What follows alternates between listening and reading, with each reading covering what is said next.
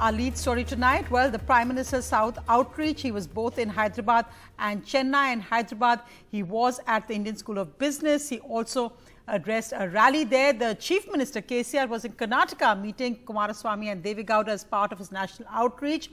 Also, the Prime Minister launching government official projects in Tamil Nadu. The sharing a stage there with the Tamil Nadu Chief Minister Stalin, who made a push for making Tamil an official language like Hindi and the official language of the Madras High Court.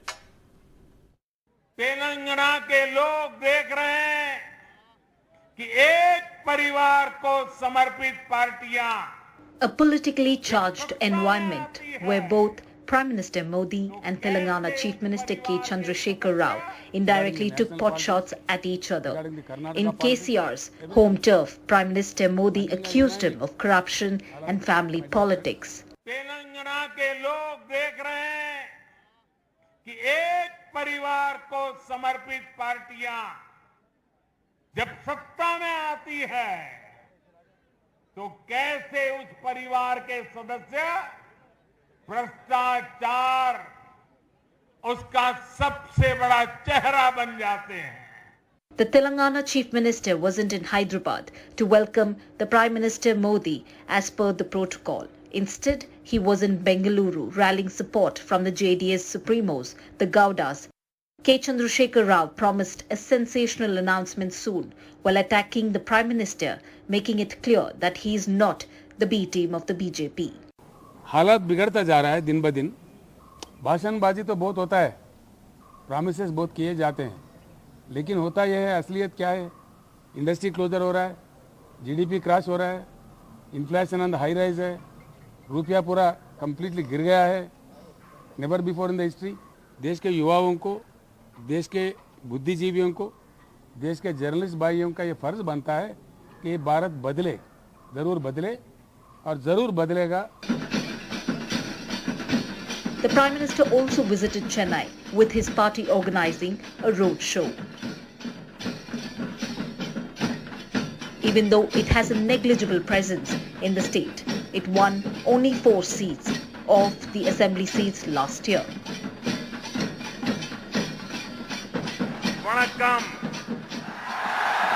In Tamil Nadu, Modi launched and laid the foundation for projects worth 31,000 crore rupees. This includes the highways, railways, and a 5,000 crore rupee project to 2-tier elevated corridor in Chennai, launched by the DMK in its last venture over a decade ago, but put in cold storage by the AIA-DMK regime. It is always wonderful to be back in Tamil Nadu. This is land, and this land is special.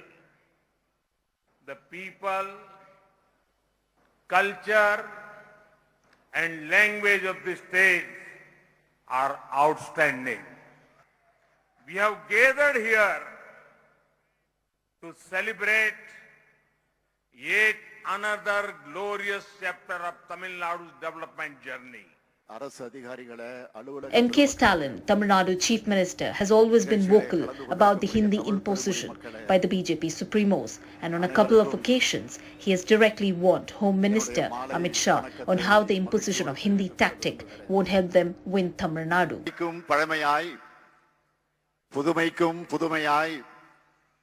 உலக செம்மொழிகளில் இன்றளவும் சீரழமை தரத்தோடு உயிர்ப்போடு விளங்கக்கூடிய தமிழை இந்திக்கு இணையான அலுவல் மொழியாகவும் உயர்நீதிமன்றத்தில் வழக்காடு மொழியாகவும் அறிவிக்க வேண்டும். இறுதியாக மருத்துவ மாணவர் சேர்க்கைக்கு கொண்டு வரப்பட்டுள்ள தேசிய தகுதி மற்றும் நுழைவுத் தேர்வு நீட் முறையை தமிழ்நாடு அரசு தொடர்ந்து எதிர்த்து வருகிறது. Interestingly, Tamil Nadu's Chief Minister was the first CM K. Chandrasekhar Rao visited when he started heading out against the BJP late last year. M.K. Stalin is currently part of an alliance with the opposition Congress. Next on KCR's visiting list, the Odisha's Naveen Patnaik and West Bengal's Mamta Banerjee. K. Chandrasekhar Rao believes that the time has come to forge an alliance without the BJP or the Congress for that matter. He sends out a very strong message, in fact a warning to Prime Minister Narendra Modi that something big awaits, not just him but also BJP-led NDA. With Sam, and Govind Shrija for NDTV. Well, moving to the other big story, could there be export controls on rice next after wheat? Himanshu has the details. Himanshu, what are you hearing about whether the centre could look at a possible export ban now on rice? As of today, a senior official of the Food Ministry has told me, Sonia, that no such decision has been taken, whether to ban it or to allow the rice exports. But what is government's priority at the moment? They are saying that our top priority is food security. We have to ensure that for the public distribution system, India has adequate supply of rice available. The second important parameter which is being monitored now is inflation. The official said that our top priority is to contain inflation, and we have to ensure that sufficient supply of rice is available in the market as well. So it's a very informed decision that will be taken. That's what the indications we have got. A measured look is being taken, monitoring is being done, and the exports in fact have been rising. Now I have the data. Last year, the export rose by around 27% to more than $6 billion. But the good news for the moment is that Agriculture Ministry has released the latest advanced estimates for the present crop year, which shows that the rice production in the present year is expected to be around 129 lakh metric tons, which is 13 lakh metric ton more than the annual average in last 5 years. So at the moment, FCI officials tell us that the rice stock available in the country is around 332 lakh metric ton, which is a comfortable position. And so at the moment, it is being monitored, but government is keeping all the options open. Sonia. Right, Himanshu, let's see how that develops in the next few days. But meanwhile, the big political news is, well, the race to the Rajya Sabha, as more Rajya Sabha nominations were announced today. The big headline was in Uttar Pradesh, Akhilesh Yadav chose his alliance partner Jayant Chaudhary over his wife Dimple Yadav, who was being pitched as the third Samajwadi Party candidate. Also announcements from Bihar for Dr. Misa Bharti of the RJD, Lalu Yadav's daughter, and Fayaz Ahmed of the RJD. In Tamil Nadu, the AIDMK has given its seats also to the former law minister and to a former district secretary. And in Maharashtra, the Sena, Sanjay Pawar and Sanjay Raut filed nominations today. So what exactly is the politics behind the race to the Rajya Sabha? Sanket has the details. So let's now quickly tell you how the numbers stack up. There are elections on 57 seats in Rajya Sabha. That means 57 new members are to be chosen. Where all in this country are they going to be? That map right in front of you. 2 in Punjab, 2 in Haryana, 4 in Rajasthan, 3 in Madhya Pradesh, 2 in Chhattisgarh, 6 in Maharashtra. In Karnataka, there are 4. In Uttar Pradesh, there are 11, 5 in Bihar, 2 in Jharkhand, 3 in Odisha, 2 in Telangana, 4 in Andhra Pradesh, and 6 in Tamil Nadu. This adds up to 57 Rajya Sabha seats, on which Rajya Sabha MPs are going to be chosen. Now let's quickly tell you what is the current scenario of these 57. Here are the numbers. So the BJP has 24, there are 8 of the Congress and 25 others. And among these 25, there are 12 who are pro-BJP and 13 who are anti-BJP. So the BJP of these 57 has a majority. Only on this 57, not overall. What is the scenario that is likely post these elections? That projection on your screen right now, BJP will have 21, others will be at 26, Congress slight edge with 10, that means slight increase. But of these others, how many are likely to be pro-BJP? 11 and 15 are likely to be anti-BJP. So again, in pure numbers of these 57, the BJP has an edge in the Rajya Sabha. Now let's quickly tell you the big suspense stories as far as this election is concerned. Suspense number 1 was ended today because it was from Uttar Pradesh. So we know that Kapil Sibal was elected, in fact he was nominated as an independent, and then you had Mr. Javed Ali. But the third seat, there was a bit of a fight and a suspense and a contest whether it should be Akhilesh's wife Dimple Yadav or Jayant Chaudhary. Now there is confirmation that Jayant Chaudhary is going to go to the Rajya Sabha on a joint Samajwadi Party RLD ticket. Let's now move to Bihar because suspense continues over there. In Bihar, Nitish Kumar is yet to open his cards. He's yet to declare who his nominees are going to be. So that big double suspense continues.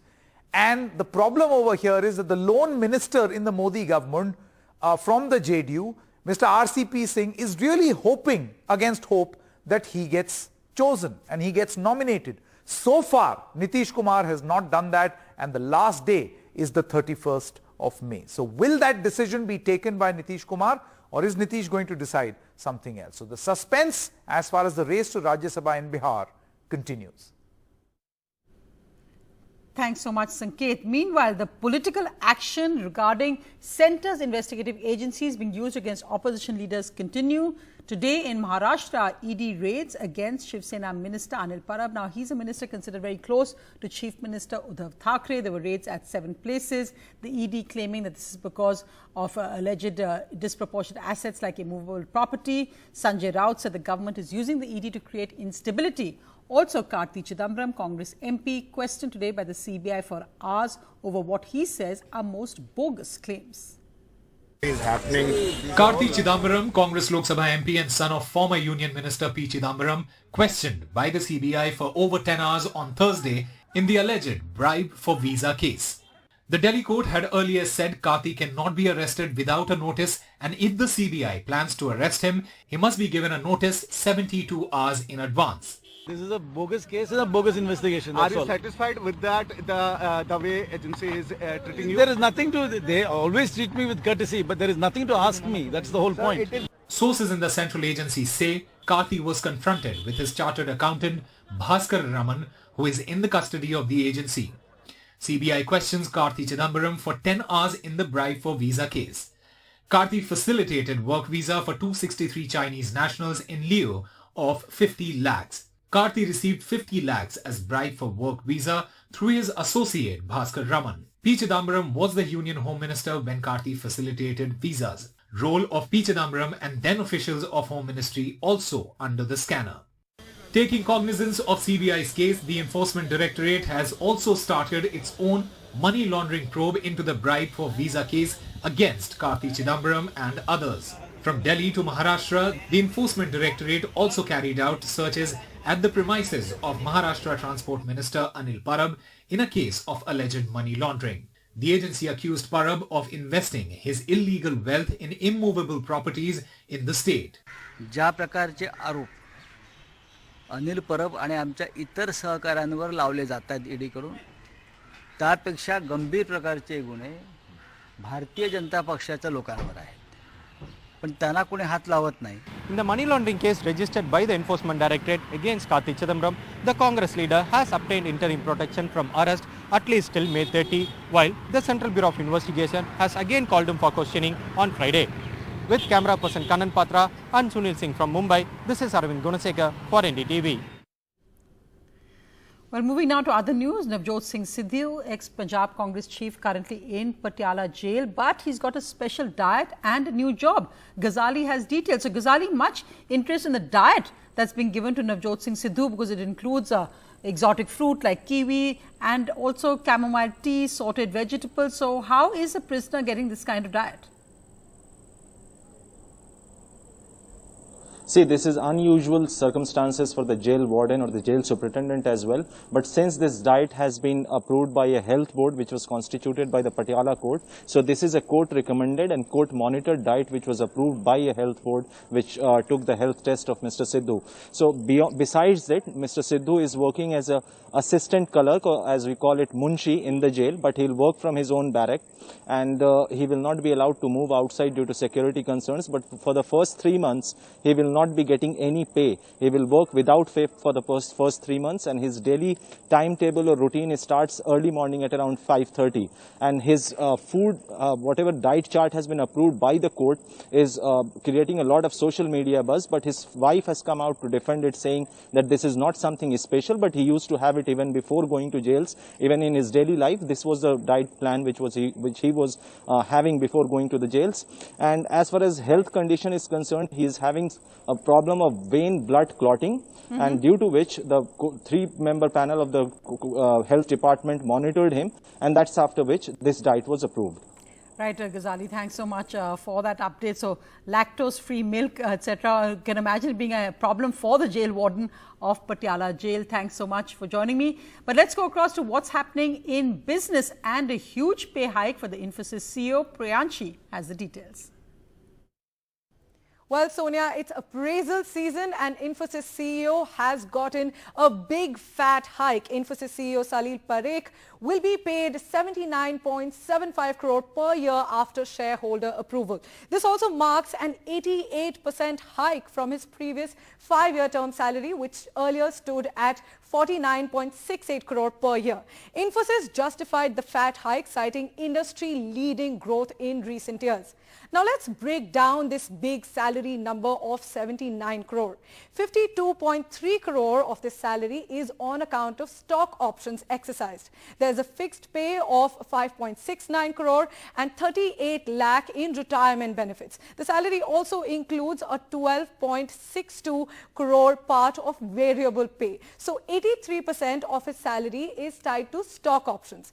And with this, Mr. Parekh is one of India's highest paid CEOs. The others in the list are Pawan Munjal of Hero Motorcorp, who makes 85 crore per year, N. Chandrasekaran of Tata Sons at 58 crore, Rajiv Bajaj of Bajaj Auto at 40 crore and Mukesh Ambani of Reliance Industries at 15 crore. Remember, these are just the reported salaries and not these CEOs' actual total earnings that include multiple other components. Now, the share price of Infosys was also up over 1.2% on the day of this announcement. In fact, the markets overall ended in the green today. Markets ended their 3-day losing run and gained over 0.9%. Sensex, in fact, gained 503 points to end at 54,252, while Nifty was up by 144 points to settle at 16,170. Banking and metal stocks led the gains, but on the losing side, it's Vodafone Idea's share, which lost 1.7% after SEBI allowed the government to buy 33% stake in the company to bail out the company from its dues. And globally, Asian stocks were also mixed after Fed confirmed expectations for more interest rate hikes, but these announcements did not rattle investors. But there still remains some uncertainty on the global markets. Back to you. Priyanshi, thanks so much for that update. Meanwhile, America is still reeling a day after an 18-year-old gunman shot and killed 19 children, mainly between 6 and 10 years old. The irony is that nothing has changed. In fact, it's become all about the political divide in the United States, with Republicans still opposing stricter gun laws.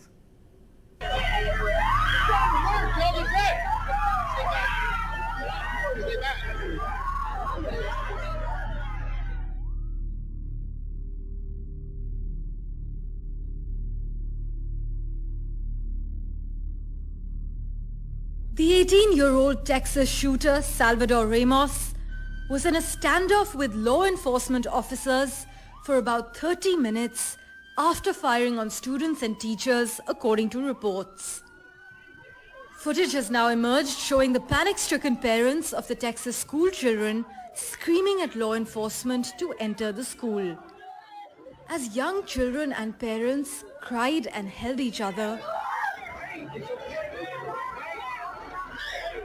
a Meta spokesperson said the gunman sent direct messages regarding his attack on one of its platforms, something the social media giant says it learned after the shooting. As families mourned, Democrat Beto O'Rourke, a gun control advocate who is running for governor in Texas next year, publicly confronted Texas's Republican governor Greg Abbott. And those folks on that stage want to distract us with every manner of politics or theater or, mental health or video games, or there's not enough prayer in school. These are all things I've heard those people on that stage talk about and attribute these kinds of acts of terror to. Abbott is to address the National Rifle Association, America's most powerful gun lobbyist group, in Houston on Friday. The NRA is heavily against all forms of gun control. This as New York's governor asserts that she wants to raise the minimum age of who can buy a gun. How does an 18-year-old purchase an AR 15 in the state of New York, state of Texas. That person's not old enough to buy a legal drink.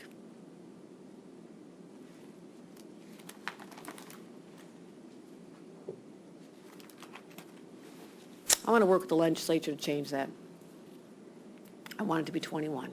As families mourn this tragic incident which has left 19 little children dead, the discussion around gun control has once again been brought to the fore.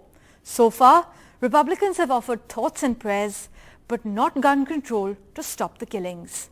Parmeshwar Bava for NDTV. Tragic to see the faces of all those young children there. The eldest were just 10 years old. Meanwhile, we'll end with news from what's happening in, well, Bombay's film industry. And Karan Johar had a fabulous 50th. So many videos and pictures, but one going viral and all is of him and Neetu Kapoor performing at his big fab 50th birthday bash. Take a look at the best visuals.